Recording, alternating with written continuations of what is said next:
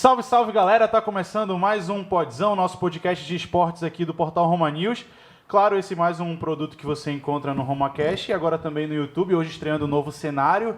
Eu sou Alexandre Alencar e a gente vai falar muito da rodada desse final de semana do Parazão, rodada que ainda não foi concluída, mas principalmente, claro, o clássico da rodada, o clássico Repá que terminou em 1-1 entre Paysandu e Clube do Remo.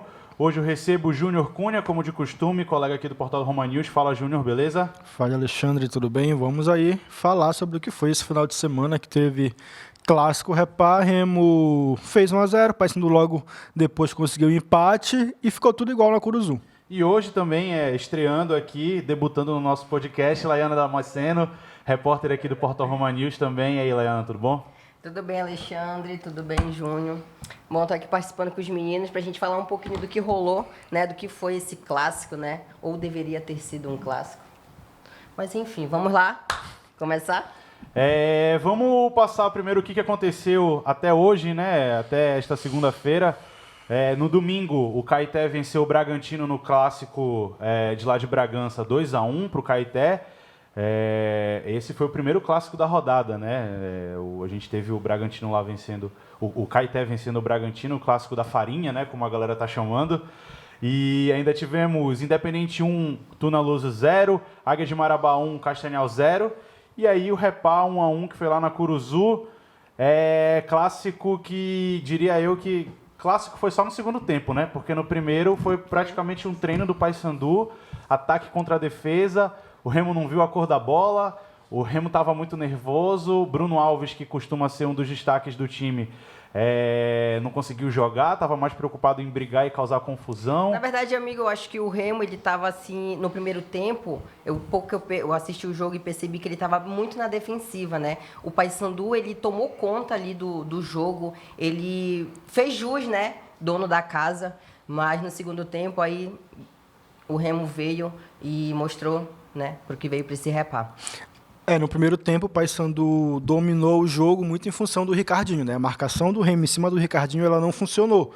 Todas as bolas que o Ricardinho pegava, ele estava livre de marcação. Então, ele conseguia dominar, levantar a cabeça, enxergar o companheiro e fazer o passe. Então, essa formatação de marcação do Remo, sem colocar um homem específico no Ricardinho, facilitou o jogo do Paysandu. E aí, o Paysandu conseguiu... no primeiro tempo, alternar pelo lado direito e também pelo lado esquerdo. O João Paulo subia muito para apoiar, para pegar essa bola do Ricardinho, e do outro lado o Igor Carvalho com o Robinho deram uma dor de cabeça ali para o Leonan e para o Eric Flores, que não se encontraram no primeiro tempo. Segundo tempo, o jogo equilibrou mais porque o Ricardinho saiu. Quando o Ricardinho sentiu a lesão na coxa, na posterior da coxa direita e deixou o campo, o jogo foi outro. O Remo passou a ter até controle do jogo, não. Saiu um pouco mais da defensiva, para atacar, né? O Remo conseguiu aproveitar um pouco mais os espaços que o Paysandu Isso, conseguiu equilibrar mais as ações. Ficou um jogo mais franco. O Remo chegando lá, o Paysandu vindo responder aqui. E aí, já no final, ali aos 42, 43, o Brenner acabou achando um gol de cabeça, abriu o placar. Resultado que estava colocando o Remo já na segunda fase, mas as coisas caminharam para o Dioguinho fazer a lei do ex valer. Exatamente. E aí empatar o jogo minutos depois e terminar 1-1. Num contexto geral, o Paysandu seria muito ruim para o Paysandu a derrota, porque o time jogou muito mais no primeiro tempo, mas pelo que os dois fizeram no segundo tempo, eu considero o empate um resultado justo. Como eu estava falando, o primeiro tempo foi ataque contra a defesa praticamente. Aí a gente entra na questão que acho que é a grande polêmica, né? Que é o G2. Ele não toca na bola no primeiro tempo. A primeira vez que ele pega na bola, ele vem buscar na linha de defesa do Remo, leva um pouco mais para a direita, acaba entregando para um dos dois zagueiros e depois volta para jogar, volta para o meio campo e logo depois disso o Bonamigo tira ele sai com aquela cara de pouquíssimos amigos, né? Suposta, né? Uma suposta lesão. Inclusive o Júnior tem até informações mais detalhadas dessa lesão aí do G2. parte. O que foi muito estranho, porque quem estava assistindo o jogo não esperava a saída dele ali.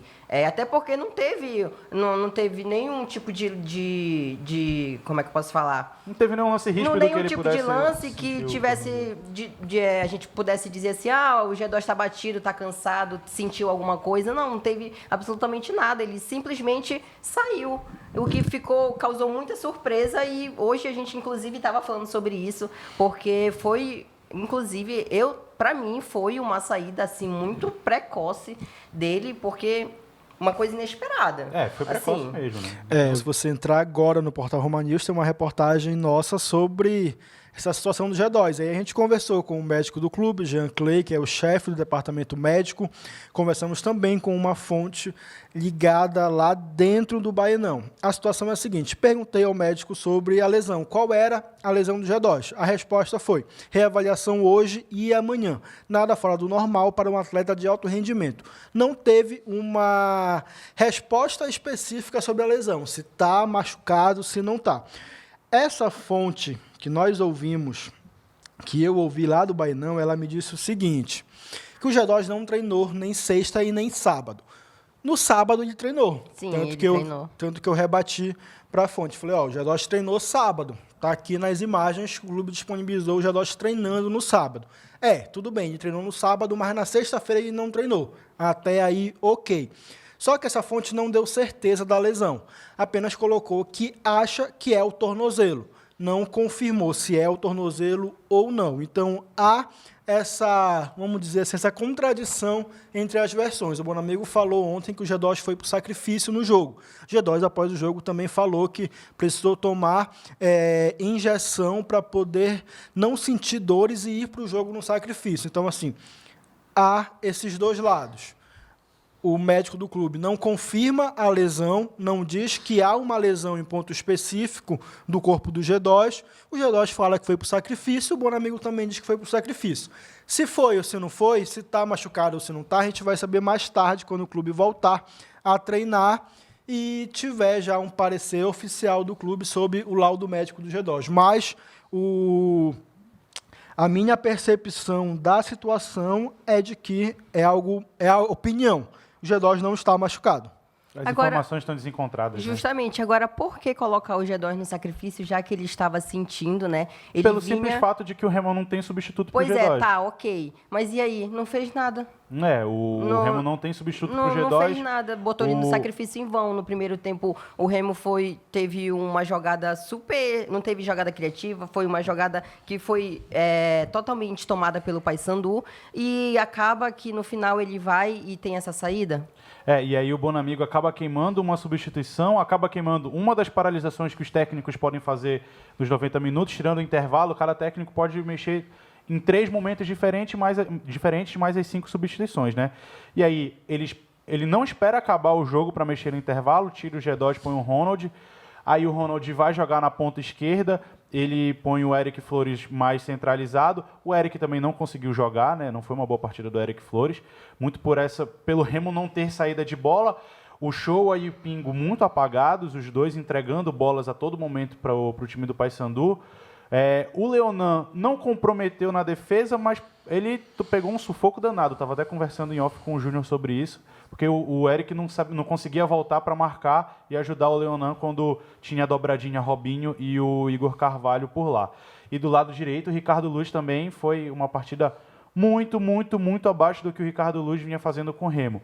Podia não ser um excelente lateral, mas ele era um cara que dava conta do recado na zaga e conseguia ali, vez ou outra, se soltar ao ataque. E aí o G2 também não conseguiu aparecer justamente porque o time do Remo não funcionou. O Brenner fazia a parede, mas a bola batia e voltava. E aí o primeiro tempo foi todo do Paysandu. Só para a gente deixar claro aqui, para quem não leu, o G2 publicou no Instagram dele, né, uma mensagem. Vou ler agora aqui, abre aspas, tá? Ele falou assim: muitos comentários sem nexo e falando besteira pelo fato de eu ter saído hoje no primeiro tempo do Clássico. Jogo que ninguém gosta de ficar de fora. Foi isso que aconteceu comigo. Tomei 2 injeções para poder jogar hoje. Infelizmente voltei a sentir e não pude ajudar minha equipe, mas é levantar a cabeça que o ano é largo. Temos muitas coisas pela frente, nunca me escondi e não será agora que abaixaria a cabeça para meia dúzia falando o que realmente não sabem de mim. Aí no final ele ainda dá uma cutucada, né? Ele fala assim, só para lembrar, continua invicto no Repar, e ele põe a contagem 8, né? Que é o número de jogos que o Remo não perde pro Paysandu. E essas 2 injeções que o médico falou que ele havia tomado, são anti-inflamatórias, né? São anti-inflamatórias segundo o médico. De acordo com o médico, são injeções que são comuns Em atleta de alto nível. Ontem o Márcio Fernandes aí foi muito inteligente ao montar o Paysandu para jogar em cima do Remo no primeiro tempo. O Remo não tinha saída de bola por 2 motivos. Primeiro, o Show e Pingo não conseguiram fazer essa bola sair com qualidade da defesa para o ataque, para ter essa transição. E segundo, porque o Márcio adiantou as linhas, né? O Paysandu ia para o ataque, dava a bola para o Remo, por finalização, ou ir para fora, ou o Vinícius defendia. Quando o Remo colocava essa bola em jogo, o Paysandu conseguia recuperar muito rápido, porque as linhas subiram. Teve momentos do jogo que o Brenner saiu lá da cola de Marcão e Genilson para vir no campo de defesa buscar essa bola para tentar organizar o jogo, né, do Remo. E as coisas não funcionavam. Então o Márcio foi muito inteligente ontem quando ele montou o Paysandu para jogar em função do Remo. E esse primeiro tempo dominante do Paysandu mostrou também um pouco de falta de pontaria, muito pelo Vinícius. Claro, o Vinícius fez grandes defesas, tanto que na transmissão da TV Cultura ele foi eleito o craque do jogo, né? Mas o Paysandu teve chance de sair pelo menos com 3-0 no placar ali nesse primeiro tempo, né? Faltou ali um cara que tivesse um pouco mais de qualidade para botar a bola pro fundo do gol. Um pouco mais certeiro, né? É como eu sempre digo, é aquele ditado, né? Quem não faz, leva. E o Remo, ele abriu o placar, né? De 1-0, aí parece que deu um start, assim, no Paysandu, que foi até que aconteceu o empate. Mas mesmo assim, no primeiro tempo, eu acho que o Paysandu tem um time, ele teve ontem um time que poderia muito bem entrar com o primeiro tempo com 1-0, 2-0 no máximo aí, mas infelizmente não sei o que foi que aconteceu. É como a gente está falando, faltou um pouco mais de um jogador mais certeiro, alguém mais que chegasse ali, né, para finalizar as jogadas que o Paysandu ele realizou. No primeiro tempo tem uma jogada já até meio clássica ali do Paysandu, que eu não lembro se é o Robinho ou se é o Igor Carvalho, que vai na linha de fundo pela direita, cruza para trás para o Marlon chegar batendo. Acho que é o Igor. Aí ele bate meio mascado ali e o Vinícius consegue fazer a defesa. E ainda tem a cabeçada do Mikael, que é mais ou menos parecida com a do Brenner, né? O Mikael cabeceia bem, cabeceia pro chão. São as famosas jogadas aéreas, né? Que eles realizam. O Mikael cabeceia pro chão, o Vinícius consegue fazer a defesa. E aí vamos entrar agora mais no segundo tempo. Como o Júnior falou, o Remo conseguiu equilibrar o jogo. A saída do Ricardinho também tira um pouco o norte do Paysandu na partida, porque ele é o cara que está ali para organizar. Ligou o alerta na Curuzu. Vamos atrás de mais um meia para fazer dupla com o Ricardinho no meio de campo. Exatamente. O Dioguinho entra também. E aí o Dioguinho no final do jogo é coroado com a lei do ex, né? Inclusive, eu estava comentando com alguns amigos, o gol que o Remo toma é gol de pelada, né, galera? Um gol que sai de um lateral. O Remo tinha acabado de fazer um 1-0 com o gol do Brenner. Praticamente a única finalização certeira do Remo no gol. Aí o Paysandu se joga ao ataque. O Vinícius sai numa bola, põe ela para a lateral, faz aquela famosa cera. E aí, no lateral, o Dioguinho ainda se abaixa para cabecear a bola e põe no fundo do gol do Vinícius. E aí, assim, os últimos 10 minutos do Repá foram a melhor coisa, né? Não que o segundo tempo tinha sido ruim, mas o primeiro foi só o Paysandu jogando e a emoção mesmo, trocação franca, a gente só viu no segundo tempo, né? Isso mostra que o Paysandu tá com um problema muito sério da Ricardinho dependência, né? Contra o Tapajós, o Ricardinho não jogou, o Paysandu até certo ponto criou, mas não conseguiu fazer gol, não teve volume de jogo para fazer o gol. Ontem, no segundo tempo, com o Remo, a mesma coisa. Primeiro tempo, já falei aqui, o Ricardinho dominou o jogo, deu as cartas, a bola passava por ele e sempre ele estava livre para pensar e fazer acontecer no jogo. Segundo tempo, não. Quando ele saiu, o jogo mudou. E aí ligou, de fato, o alerta no Paysandu. O Paysandu está atrás desse meio-campista para fazer dupla com o Ricardinho. Um nome que o Paysandu procurou já no mercado e já desistiu de contratar é o William Correia, que está disputando o Paulistão pela Ferroviária. Salário alto, o Paysandu não vai entrar nesse jogo e acabou desistindo de ter o William Correia. Não vai trazer esse jogador para o Parazão. Vai fechar um pré-contrato para a Série C já com esse jogador que pode ser que pode ser não, que vai ser o cara para formar dupla com o Ricardinho e fazer com que o Paysandu não perca ritmo de jogo quando o Ricardinho não estiver em campo. Até porque o Ricardinho já tem 36 anos. Então é um cara que não vai jogar todas as partidas no ano, né? Justamente, mas para um jogador de 36 anos, né, ainda tá aí, ó. Não, no ele auge, jogou, né? ele realmente jogou muito bem ontem. Eu vou falar aqui um termo que a torcida do Remo e do Paysandu vão ficar meio chateadas comigo. Mas ele foi o maestro do Paysandu no jogo, né? No primeiro tempo. Sim. Foi. Sem querer puxar pro lado do Eduardo cara, Ramos, tá? Não, o cara, a gente tem que admitir, o cara é bom, o cara sabe o que ele é faz, muito bom. o cara entra em campo, ele sabe o que ele tem que fazer e ele faz. Ele não entra em campo pra fazer firula, ele não entra em campo pra fazer jogada. emoção. Ele entra justamente pra jogar, ele entra pra fazer o que tem que ser feito. E me saltou muito os olhos a tranquilidade do Ricardinho pra jogar, né? Parece que ele tá assim, jogando bola com o filho dele no quintal de casa. Quando precisa dar um toque só, ele toca de volta pro zagueiro. Quando ele precisa olhar e lançar alguém, ele lança. Quando é pra acelerar o jogo, ele acelera. O cara, ele é inteligente, a partir do momento, é muito engraçado, assim, sabe? Às vezes eu fico olhando, assistindo o jogo e eu fico pensando, a rapidez dele... De raciocínio, né? O raciocínio dele é muito rápido, ele parou ali, ele já sabe o que ele faz, já sabe para que ele vai jogar, e chega no final e as jogadas dão super certas. E o Júnior falou da Ricardinho dependência, que pelo lado do Remo essa dependência era do G2, quando o G2 conseguia entregar alguma coisa, né? Atualmente ainda tem isso, nem quando isso. conseguia entregar alguma coisa, né? Hoje A gente não tem mais. a gente falava que o G2 conseguia ser diferenciado em Campeonato Paraense, em Copa Verde, em alguns jogos da Série C. Só que isso não está acontecendo, né? Ele marcou um gol só, se eu não me engano, nessa temporada agora, né? Que foi Agora que complicou. foi no jogo lá no Rosenão contra o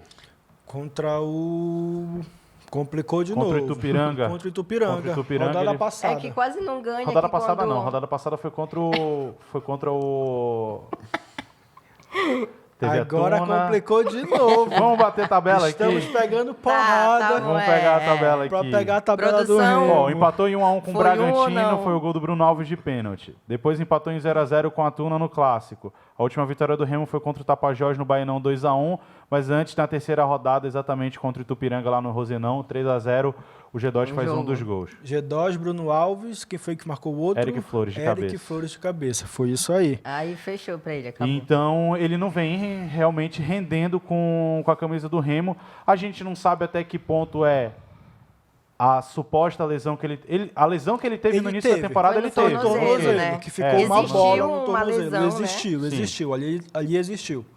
Mas ele já estava recuperado. Ele ficou de fora do jogo contra... Não vou Ele ficou de fora dos dois primeiros jogos. Os dois primeiros jogos, Voltou no terceiro, justamente esse contra o Itupiranga, que é o que ele faz o gol. Isso. Aí depois ele ficou de fora de um outro jogo. Eu não lembro se foi contra... Pois é, mas quando ele voltou, a de acordo com Tuna- o departamento médico, ele estava 100%, né? Para as partidas. Tava 100%. Para as futuras partidas. Contra a Aí, Tuna, o G2 saiu no segundo tempo com cãibra. Com cãibra, foi apenas cãibra, nada mais do que cãibra. E agora ele supostamente voltou a sentir uma lesão que o médico do clube não sabe explicar qual é a lesão que o G2 tem. e nem onde. E aí a gente entra naquele assunto que já foi debatido aqui no Podzão, que foi a formação de elenco do Remo para essa temporada de 2022. O Remo não tem um substituto para o G2. O Eric Flores é um meia, mas ele não é esse meia que vai dar lançamentos, como o G2 faz. Ele é um cara mais de carregar a bola, de dar passes curtos, de fazer aquela tabelinha. E aí, semana passada ficou claro isso, porque depois do empate em 0-0 em 1-1 contra o Bragantino, o Remo manda embora o Luan, O né? Remo não mandou o Luan embora. Ele pediu. Eu- Comum acordo, né? O Luan pediu para sair porque não estava aguentando a pressão que estava vindo das arquibancadas em cima dele. Por isso o Luan pediu para sair, tanto que ele anunciou a saída antes do clube, na Nas redes sexta-feira, sociais, ali né? no final da tarde, início da noite. E já de noite ele pegou o avião e foi embora para a cidade dele. O Luan pediu para sair porque não estava aguentando a pressão que vinha das arquibancadas. E aí isso mostra que o Remo não teve o planejamento correto, porque tem pouco mais de um mês que o Parazão está rodando. O Remo fez 7 jogos até agora na temporada. O Luan entrou em 3, jogou 37 minutos só, e a torcida aqui, ó, chiando no pé do ouvido dele, né? E a torcida vai cobrar até o final. Ainda mais agora, depois desse episódio que aconteceu O ontem. Remo tá vindo de 3 empates. Não é o melhor momento do Remo na temporada. E aí, no jogo contra a Tuna, o Luan sai xingado. Ele entra no segundo tempo, tem uma bola ali que ele tabela, se eu não me engano, não sei se é com o Pedro Senna ou se é com o Marco Antônio, acho que é com o Pedro Senna.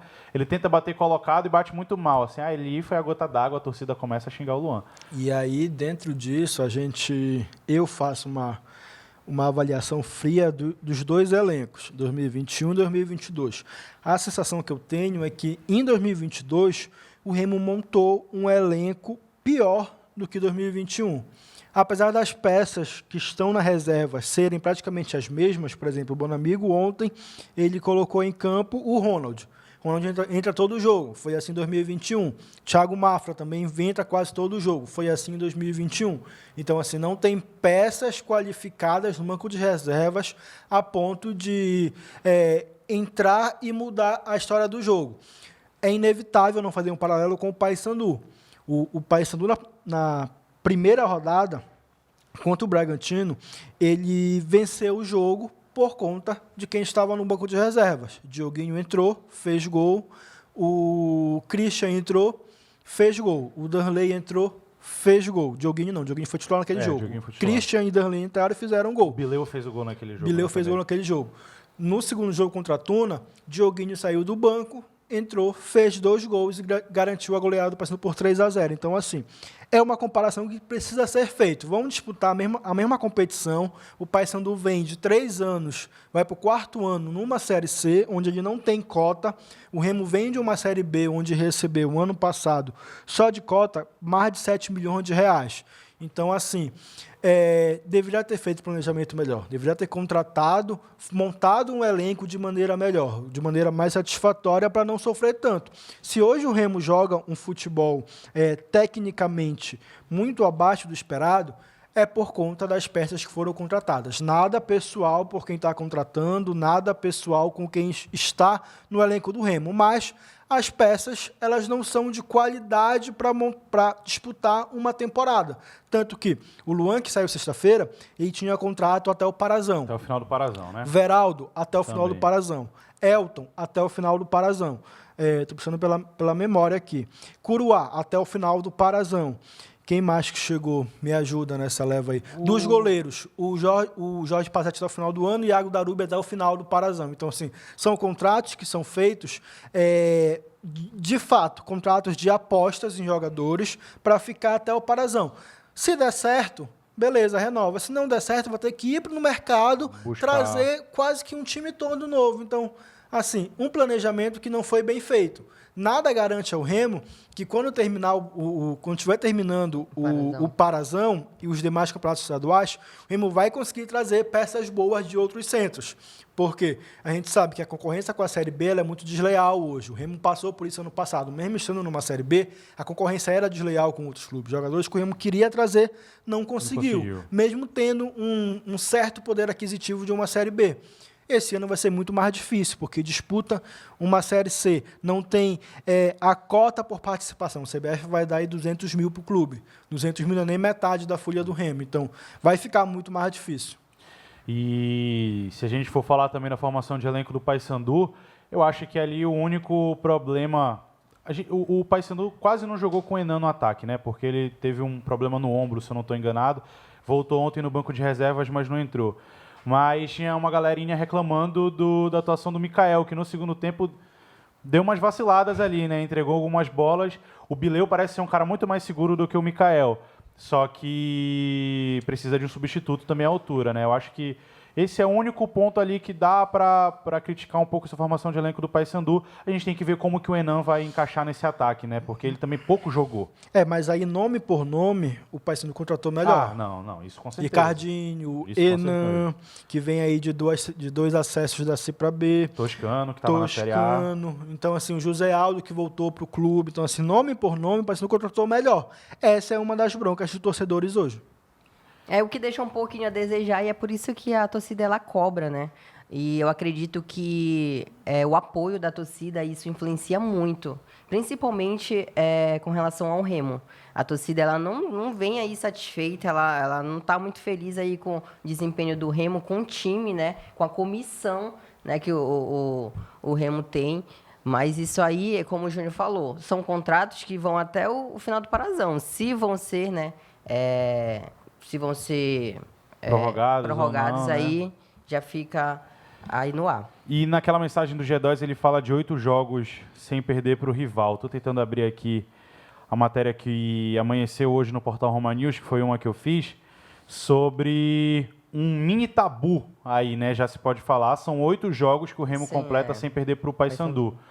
Esse tabu, coincidentemente, ele começa a surgir quando o Paulo Bonamigo assume o time lá em 2020. No primeiro repá da Série C, o Remo vence por 3-2. 3-2. É um gol do Wallace, inclusive. 2 né? gols do Wallace. No finalzinho ali.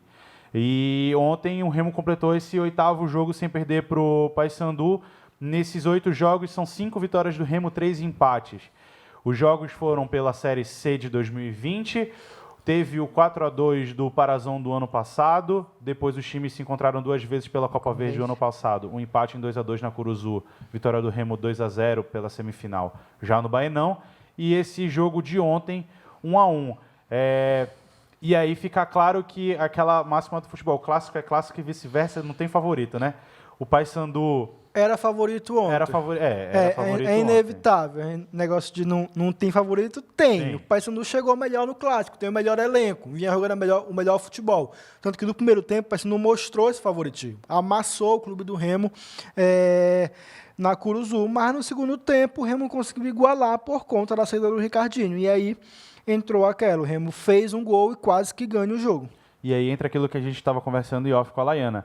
Ela perguntou se o Paysandu estava nervoso por ter enfrentado o Remo ontem. Eu discordo. Eu acho que o Remo estava muito mais nervoso. Era nítido a cara, a expressão de desespero dos jogadores do Remo quando uma bola era rifada para a lateral ou para o escanteio.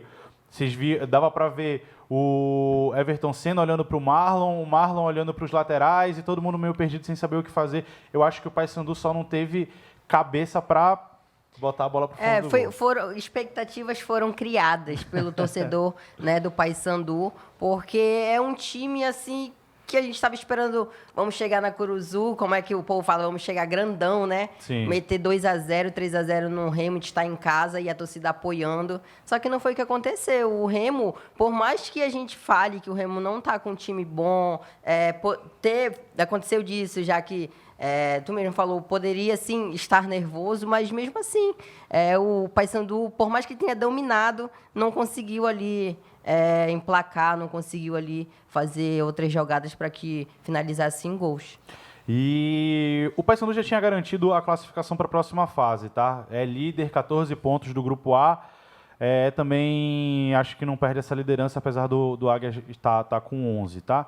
E aí no Grupo B a gente tem a Tuna com 8 e o Bragantino com 7, Itupiranga com 6, Tapajós com 5. Esse grupo tá bem embolado, só que mais embolado ainda tá o grupo do Remo, né? Que todo mundo ainda tem chance de se classificar. Tá um grupo bem equilibrado, né? É o grupo mais difícil. Tinha um pessoal que até que falava que era o grupo da morte aí do Parazão. Porque o Caeté tomou a liderança do Remo, o Caeté lidera agora o grupo C com 13 pontos. O Remo está em segundo com 13 pontos também, mas o Caeté leva vantagem por conta do número de vitórias. O time bragantino tem 4 vitórias, enquanto o Remo tem só 3. E aí, em terceiro lugar, tem o Independente com 11. E em último, o Castanhal com 10. Todo mundo indo para a última rodada com chances de se classificar. A 8ª rodada vai ser no próximo final de semana. Todos os jogos no sábado, dia 26, às 3h30 da tarde, todos no mesmo horário, para que não haja aquele negócio de vamos esperar o resultado do adversário para ver o que a gente joga aqui. Vou passar essa tabela. Paragominas e Tapajós na Arena Verde, Bragantino e Independente no Diogão, Amazônia Independente e Itupiranga lá no centro de treinamento do Remo, Tuna Luso e Caeté no Souza, Castanhal e Paysandu no Modelão, Remo e Águia de Marabá no Baenão, sendo que o Paysandu ainda joga quarta-feira agora contra o Independente, jogo atrasado da terceira rodada. Se o Independente ganhar, vai para 14. Vai para 14, passa Remo, passa Caeté, passa todo mundo. E aí põe lenha, põe fogo no Baenão, porque o Remo vai entrar na última rodada contra o Águia, Lei do Ex, João Galvão e Águia de Marabá. Vai entrar assim, com a corda no pescoço, porque se não vencer, pode ser que fique de fora e seja eliminado de maneira histórica na primeira fase da competição sem se classificar. O Remo ele tem que abrir o olho, né? Ele tem que se espertar, aí pelo menos para passar para essa segunda fase. O Castanhal tem quanto? Já vi aqui pra ti, peraí. Vê quanto o Castanhal O Castanhal tem aí. 10. O Castanhal tem 10, pois é. Aí o Paysandu pode fazer aquele jogo, né? Eu entrego pro Castanhal e Pois complico mais ainda as coisas pro Remo. Justamente. Se o Independente ganhar na quarta do Paysandu, vai para 14. Se o Castanhal vencer o Paysandu, vai para 13. O Remo, de qualquer forma, vai ser obrigado a ganhar o Águia no sábado no Bainão para não depender de ninguém. Exatamente. Aí o Paysandu pode dar uma dupla entregada aí se quiser realmente complicar a vida do rival. Mas não vai acontecer, vai ser jogo, vai ser tudo certo. Tinha gente comentando nas redes Ela sociais. deu placar. 2-0. 2-0 pro Paysandu contra o Independente, quarta-feira? Tá certo. 2-0. Assim, né? Entre aspas, a sorte do Paysandu é porque vai pegar um dos melhores gramados do interior, que é o do Rosenão, né? Tá tranquilo lá. Tá Aparentemente de boa, sim. não vai pegar o Navegantão, tem jogador que reclamou aí de gramado, né? Então, olha aí, pegar agora esse gramado aí bonitão. O do Diogão também ali, Não, o que porque tava seco, aquilo aquele ali gramado, não existe. pelo amor Não é de nem Deus. a secura, não é nem a secura, é a irregularidade. A bola que cava mais do que outra coisa. Tava viva a todo momento. Então, essa última rodada aí do Parazão, Remo podendo ficar de fora, Bonamigo fica? Bonamigo fica. Segundo o que foi passado aqui, o Bonamigo fica. Eu só tenho uma observação para fazer sobre esse formato do Parazão. Vamos lá. A gente pode ter, de repente, a Tuna se classificando com 8, 9, 10, 11 pontos. E a gente vai ter o Independente Castanhal com talvez a mesma pontuação ou mais não se classificando. Então, esse formato de 3 grupos, eles se enfrentando, é complicado. A FPF tem que repensar. Eu acho que todos contra todos ali seria realmente a melhor maneira. Ah, não sei não. Mas tem a questão do calendário também. Vamos... A Laiana palpitou para esse 2-0 contra o 2-0. Independente. Teu palpite aí, Paysandu Independente, quarta-feira. Acho que dá empate, 1-1. Será? 1-1. 1-1. Eu chuto uma vitória magra do Paysandu 1-0 1-0. contra o Galo Elétrico. Bora ver, né? E aí, na rodada final, a galera se matando aí para ver quem classifica, né? No grupo A, eu acho que passa Paysandu e Paragominas. Não, Paysandu e Águia já tá certo já. Paysandu e Águia já tá certo? Paysandu e Águia tá certo. Paysandu e Águia tá certo, Tá realmente. certo. Eu Não tem mais olhei, nada. não olhei a Paragominas tabela. e Amazônia já não duelam por mais nada. No outro, a definição é no grupo B e no grupo C. O Itupiranga ali ainda tem chance de passar o Bragantino no grupo B. A Tuna também tem que se segurar, porque o Itupiranga pode ir até 9 e o Bragantino pode ir até 10. E no grupo C, Caeté, Remo, Independente e Castanhal, todo mundo pode classificar. Mostra o grupo B aí. Mas a gente vai Que eu não lembro das equipes que estão em cada grupo. Grupo B, eu acho que passa Tuna e Bragantino. No grupo C, eu acho que passa Caeté e Remo. Nessa ordem, Caeté e Remo? Nessa ordem, Caeté e Remo. Sabe rezar? Começa então, né, torcedor do Remo? Começa então. Começa Júnior, torcedor do Remo. Bora botar o joelho aí no chão que tem que garantir essa vaga aí pra segunda fase. Então, rapaziada, estamos conversados? Estamos. Júnior, valeu por participar hoje, muito obrigado. Valeu, até semana que vem. Semana que vem. Laiana, semana que vem, inclusive, segunda-feira de carnaval, estaremos aqui. A Laiana foi chamada aos 45 do segundo tempo. Aqui Vai ter folga? Rapidão. Não vai ter folga de carnaval? Ana Pérez, tá? Nossa gerente de conteúdo. Inclusive, Ana, não, escuta a gente aí, pô, se tiver folga para os jogadores, tem folga pro Podzão. Tem folga pro Podzão. Laiana, valeu. Foi chamado aos 45 do segundo tempo. Eu que agradeço, querido. Aqueceu lá e veio aqui quebrar esse galho. Muito obrigado, Laiana. Valeu demais pelo convite. Galera, semana que vem estaremos de volta aí com essa classificação do Campeonato Paraense. Entra lá no RomaCast, escuta os nossos outros podcasts também. Entra no Instagram, dá aquela moral pra gente. Qual que é o teu Instagram, Laiana? Tu que é blogueirinha?